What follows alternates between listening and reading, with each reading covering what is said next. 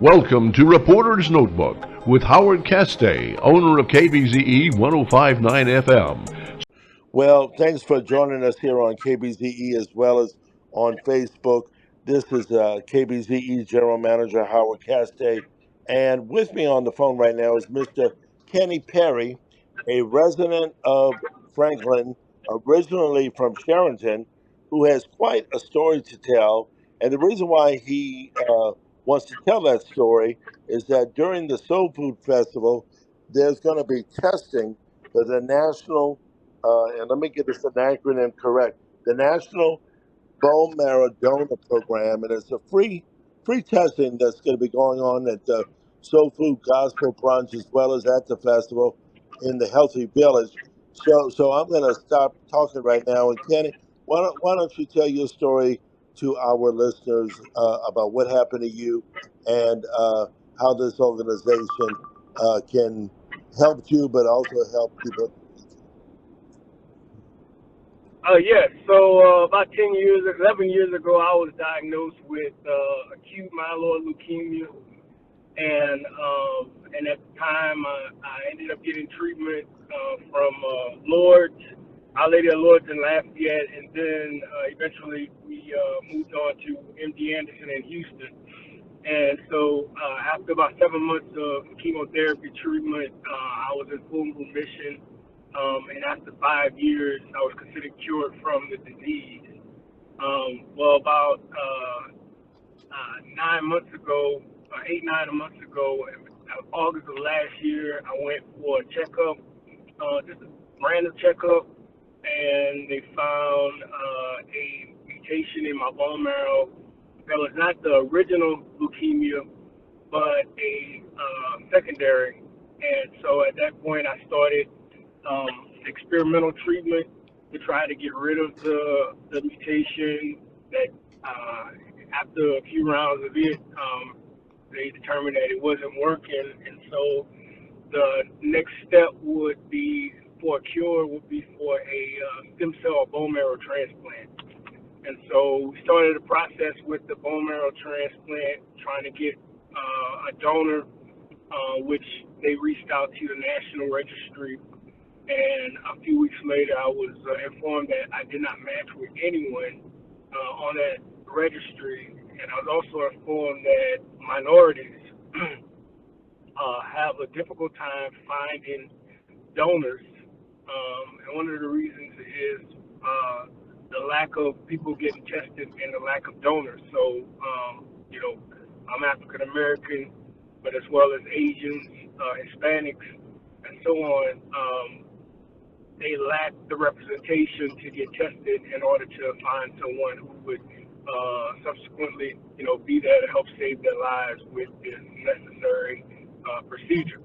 And so I then they actually reached out to some of my family members, and I found a donor with my little sister, and so she became my donor.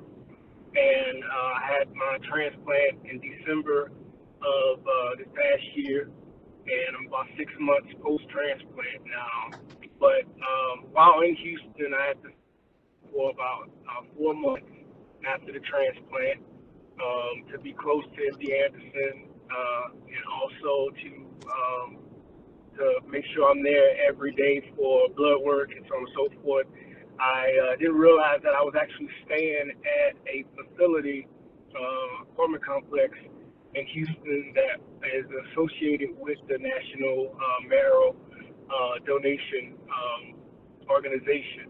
And so after coming back home in March, I decided to reach out and get some information about how could we do a drive here in St. Mary Parish. And I know it's not a lot, but it's something. We have a large minority community within our whole parish, and I thought it would be important not only for people to be aware of this possibility, because you don't know unless you're walking that road, and I didn't know until I started to walk this road. How important it would be to have people that will be willing to donate their bone marrow, a sample of their bone marrow to save a life.